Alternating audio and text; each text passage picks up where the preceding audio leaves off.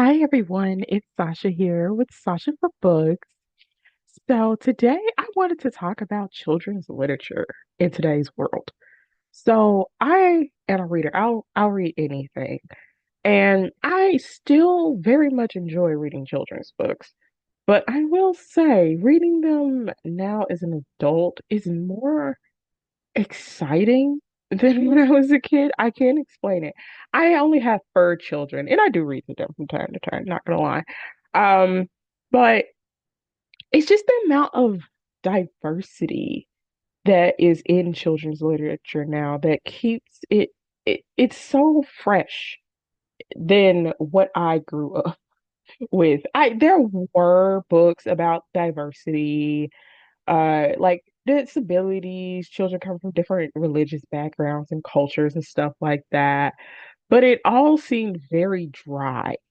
I wish I could explain it better than that, but it was very corporate. All of it felt very, it had no heart and soul. And today's children's literature is like, it has so much heart, soul, spirit, like essence to it that I just can't help but love a lot of modern day children's books. Now, I do go back and read some of the classics every now and again. And the problem is with a lot of the classics, they are not of today's standards of like wording, calling people certain things. Like it's a landmine of discrimination. But I am so happy to see that a lot of people have deviated from that. And in my rediscovering that I still love children's literature, I came across that I still love SpongeBob books. I know it's crazy. I am a SpongeBob fan, if you did not know. Uh, I will ans I will answer the basic questions right here, right now, such as my favorite character when I was younger would have been SpongeBob, hands down. But when I was in my teens, it changed to Pearl. And now as an adult, I fully identify with Squidward. Wholeheartedly identify with Squidward. I think that is the path of life. Just the teenage years might vary up a little bit. But if you grow up and you don't identify with Squidward, I don't know, man. You might not be paying attention, or you might identify with like plankton and feel like everything needs to burn to the ground. I have no idea. I have no idea. That's up to you. But that's just a personal. I identify with Squidward now. My favorite episode is the Nasty Patty episode. It's hilarious from beginning to end. I love the rain. It's kind of, oh goodness, what's the word? Noir, noir, noir. It gives that feel, that vibe, but it's not like, oh, we're trying to catch it's like we're trying to cover up that we accidentaled a murder. It's great. One of my favorite episodes. I will say, if we are getting into like the specials, definitely SpongeBob BC is hands down my favorite. Strong second is Dunces and Dragons. Least favorite episode, how have you seen my snail? I'm sorry, I cry every single time. The song might get the waterworks going like as soon as the melody starts. I'm just saying. I'm just saying. I have not seen Camp Coral. I've only seen like clips, but I've never seen like a full episode, so I can't give my full opinion about that. From what I have seen though, it does seem like they throw the original timeline of everything just straight out the window.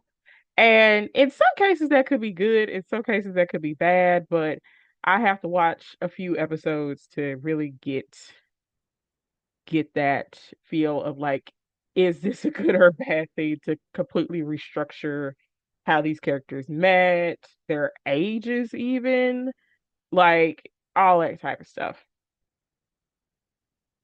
Yet, with finding out all the amazing things about the books that deal with the SpongeBob universe, I found out that a lot of them just seem to be the transcripts for a lot of the episodes, like almost verbatim in some cases.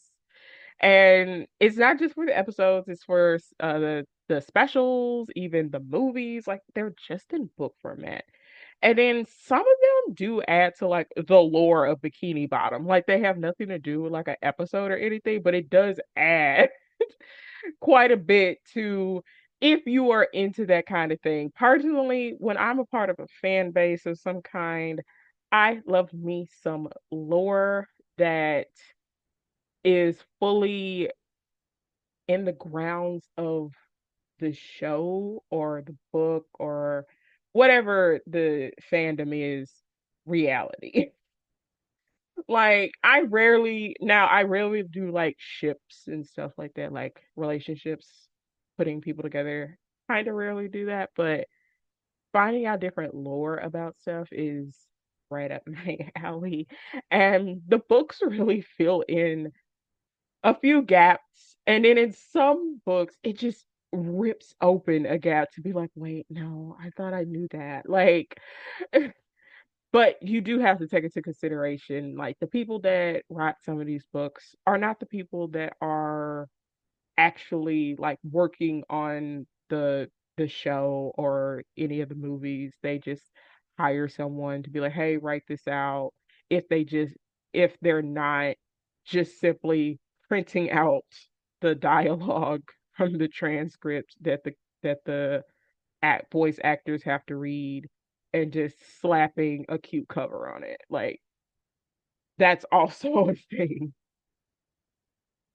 But anyway, so I usually get a lot of my books from the local library, and they are full to the brim with a lot of SpongeBob books.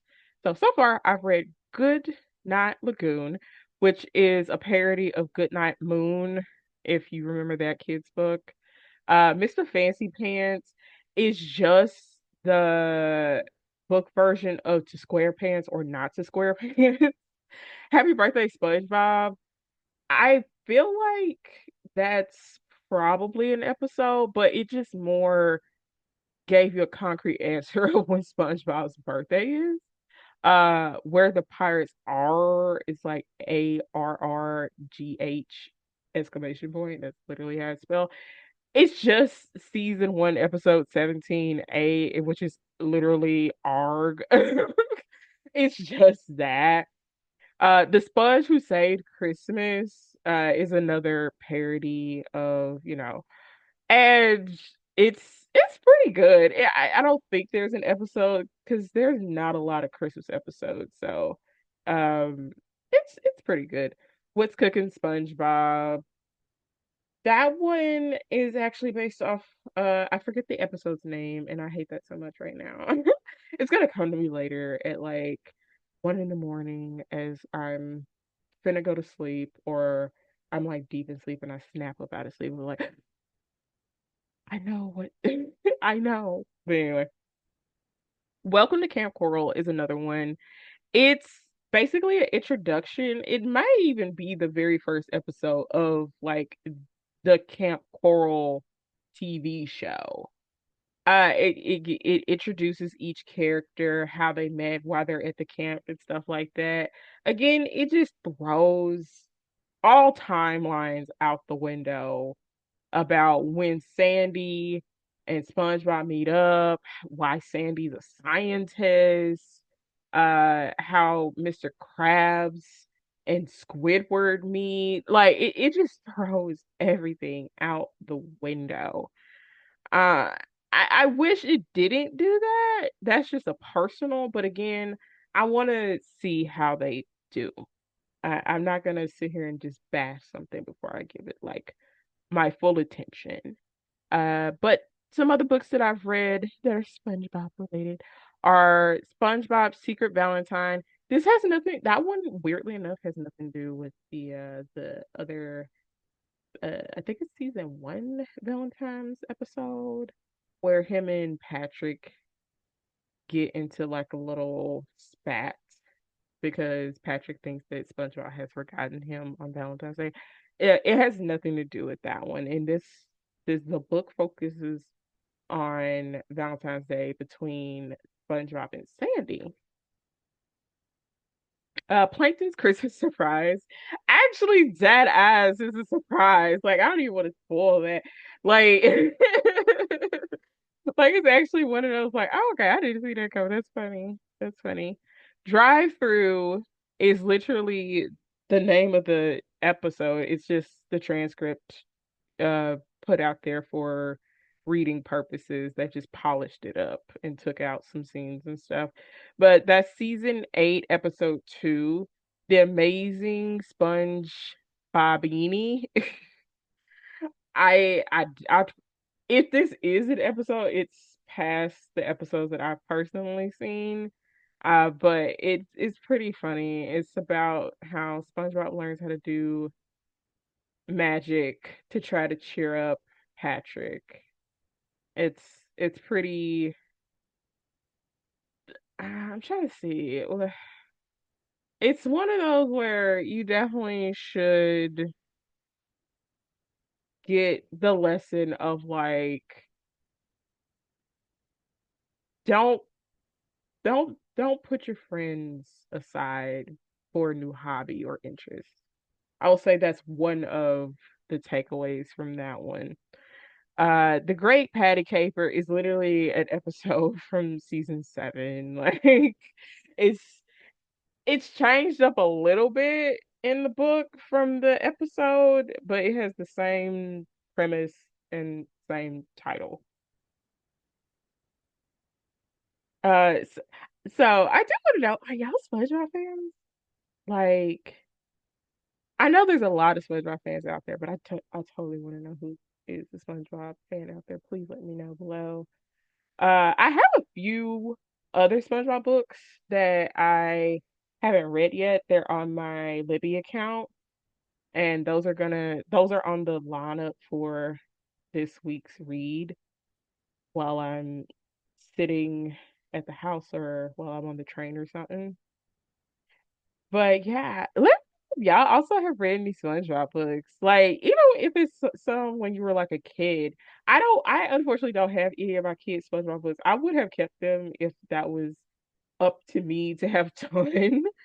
I don't have a lot of SpongeBob books in my personal collection because like there's just only a few that I would even want in my personal collection. I love them. I love SpongeBob, but like the books are not something that is unless it's like a transcript of like my favorite episode, there's no reason for me to have like a physical copy of it. Like I'm gonna be honest. I might even get the ebook version of some of them. I'm not gonna lie, but having like a physical copy of some of them probably isn't in the foreseeable future for me. But yeah, so I'm gonna end this episode here. Thank you so much for listening. Thank you to all of my Patreon patrons. Y'all are amazing. Their names will be down below so you can see who's supporting me.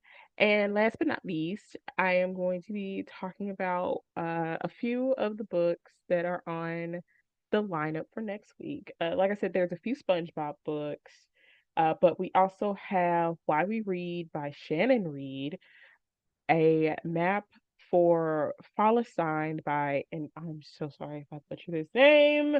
It's horrible, but I stuck at words. Uh, Miza o- Obia. It's Obeh. I'm gonna put those below too, just so y'all can actually know what it is and not have to rely on my choppiness of words. But thank y'all so much for listening and tuning in, and I will catch y'all in the next one. Bye.